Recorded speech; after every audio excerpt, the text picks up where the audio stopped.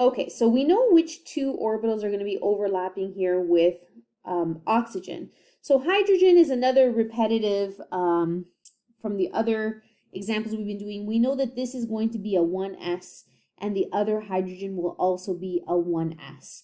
So how are you going to show this? So remember, you don't need to show all of these filled in orbitals. We're only going to be looking at the orbitals that are being bonded. So let's start this over again. So we'll have oxygen here, and we have two 2p's, right? So now we're going to have one hydrogen bonding with one of these 2p's with a 1s, and make sure that you have this as being opposite spin. So there's one sigma bond. So this sigma bond is representing this sigma bond, right? We have another hydrogen that's going to be overlapping with this other 2p. Now, how you draw this, it doesn't really matter. So sometimes people will do them in opposite ways. So what I mean by that is, see how I have this bond going down, this bond going up? So this sigma is representing this sigma. It doesn't really matter where you draw this. I could have also drawn it down here. So I'll show you what I mean by that. So I could have also done this. Let's go around. That's why it's very important that everything has to be labeled. Okay. So here's my other sigma bond. So I'm showing, first of all, the number of times you write the element symbol indicates how many elements there are. So notice I'm writing oxygen, capital O, once, because both of these 2p's are from that one oxygen. I have two hydrogen H's written because they're two different hydrogens. So my 1s is coming from this hydrogen. This 1s is a different hydrogen. So notice you must label things. So if I didn't have this label, what that would indicate is you're saying that both of these 1s's is coming from this hydrogen, which is not true. Okay, so for each new element, be sure to label where that those orbitals are coming from which element. The other thing to keep in mind is you must label the type of orbital. Do not just write P or S. You have to indicate the energy level as well. So 2p, 1s. You also should be labeling what type of bond this is. So these are sigma bonds. Okay, so let's talk about how the kind of 3D representation would look with actually drawing the P's and S's. Now, if you recall from when we first learned about orbitals, when you have P's, there are three orientations, right? So Z, X, and Y. So really, this is one peanut. Right, this is one peanut. This is another peanut, and this is the third peanut. So there's three. But in this case, we only need to draw two out of the three. Because remember, that third one is a full 2p. The only orbitals that you are drawing are going to be the ones involved in bonding, or else it just becomes way too confusing and messy. So I have here two P's. So here's one 2p, here's my other 2p. So this is one 2p. Maybe I'll kind of add this so you can see the difference. So this is one 2p, this is another 2p. They're both coming from this oxygen, so I'm keeping them color-coded. So these two orbitals are these two orbitals. So one of those 2p's are overlapping with a hydrogen 1s. There's my blue one. And the other 2p is overlapping with the other hydrogen 1s. So this picture is the same as this picture, which is the same as this picture. These three things are exactly the same thing. They're just different ways of representing it. We have the Lewis structure, we have the orbital diagram, and we have the 3D representation, which basically just means you're showing the shapes of the orbitals.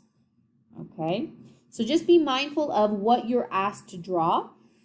Keep in mind, one orbital that's half filled can only overlap with another orbital.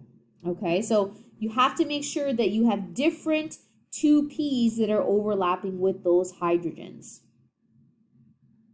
All right, so we're going to talk about now a different type of concept known as hybrid orbitals. Okay, so when you think of the term hybrid means you're taking two different things and you're basically blending them together to make a new thing. So think of like a hybrid car, right? So we have electric running vehicles, we have gasoline running vehicles. A hybrid vehicle would run on both electricity and gasoline, right? So think of our hybrid classroom, right? So you have in-person class, you have online only class, or you have a hybrid where you have a mix of online and in-person. So what a hybrid orbital is essentially two different orbital types that come together to make a new type of orbital. So before we get into the types that are here, I want to just talk about why this exists. And the perfect example for why hybrid orbital exists is looking at a carbon atom. Okay, so carbon has 4 valence electrons, right? And when we draw carbon with bonds, let's say we were to do methane, right? So carbon has 4 covalent bonds that are possible because it has 4 valence electrons, right? It's in group 14 on the periodic table. Now, if we were to draw out carbon's energy level diagram, okay, so carbon has 1, 2, 3, 4, 5, 6. 6 electrons total.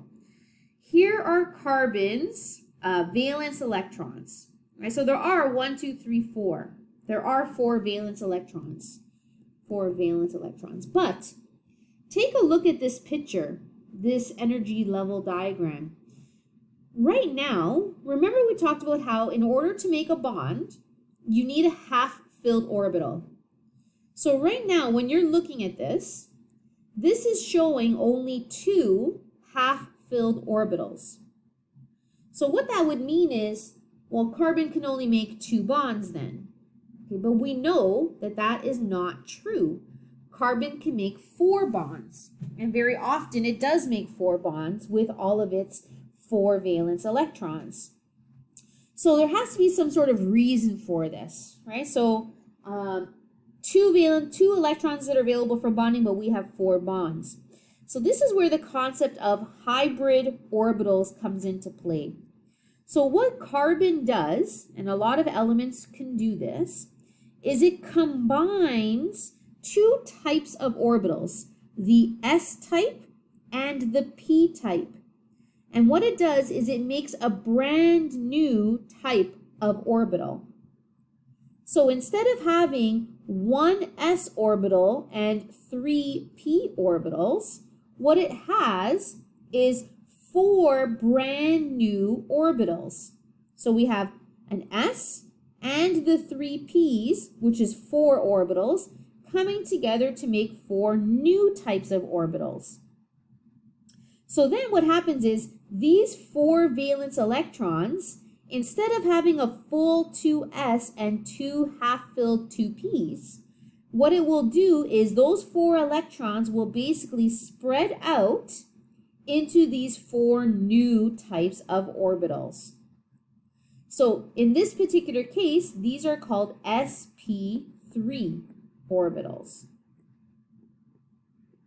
Okay, so we'll go over the different types of hybrid orbitals that exist and how do we know what type we have.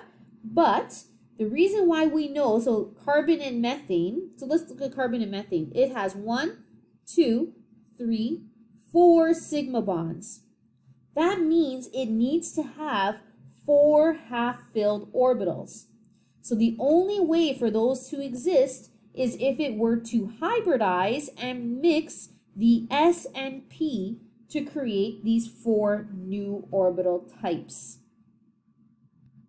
Okay, so let's take a look at some of the hybrid orbitals. So the name of the orbital type that exists, the name of the hybrid orbitals that will happen depends on how many orbitals are blending together to form those. So there are three main types that you are expected to know in this course: sp3, sp2, and sp. Okay, there are more hybrid orbitals. Okay, so you'll notice here these last two, these sp3d and sp3d2. There are more hybrid orbitals that exist, but you are not expected to know these in grade 12. Okay, so for example, if you have one s orbital combining with one p orbital, you end up making two sp orbitals.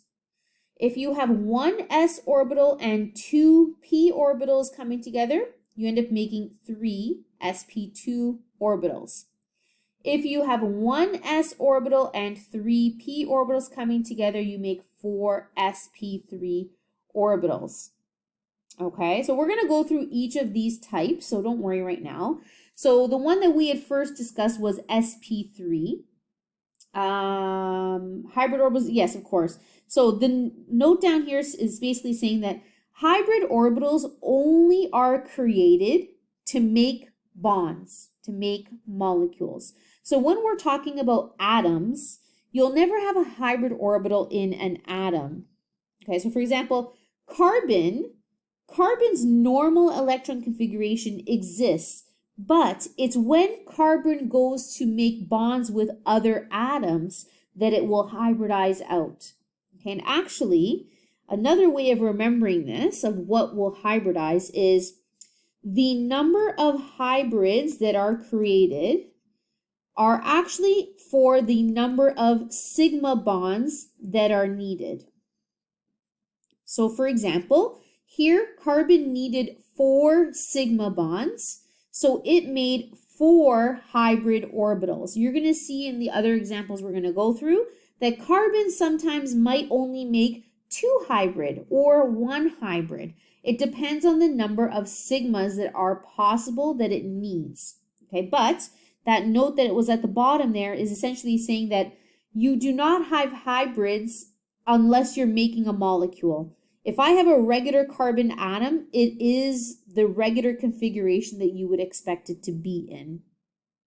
Okay, so here's another, we'll just kind of recap this again. sp3 hybridization is where you have an s orbital that is combining with the 3 2p orbitals. So what ends up happening is the 4 valence electrons, and the valence electrons are in yellow here, the 4 valence electrons spread out evenly to make 4 sp3 orbital types.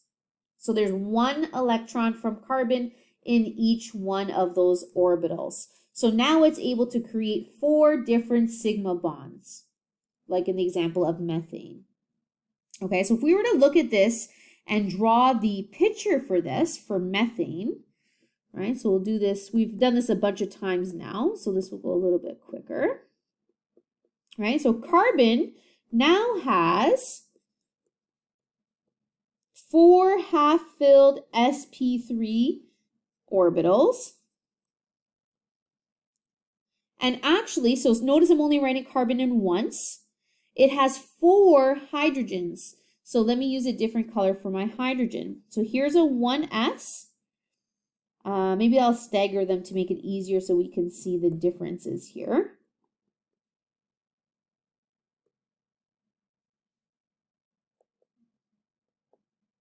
Okay, so here we go. So here is 1 carbon-hydrogen sigma bond. Here is another carbon-hydrogen sigma. Here is a 3rd carbon-hydrogen sigma, and then a 4th carbon-hydrogen sigma. So here are the 4 single covalent bonds for each one of those. Right? So notice I'm writing hydrogen 4 times. They are 4 different hydrogen atoms. Now, if we were to draw the 3D representation of this, let's take a look at that. So carbon has 4 sp3 orbitals. So actually, the way that an sp3 orbital looks, so this is a p,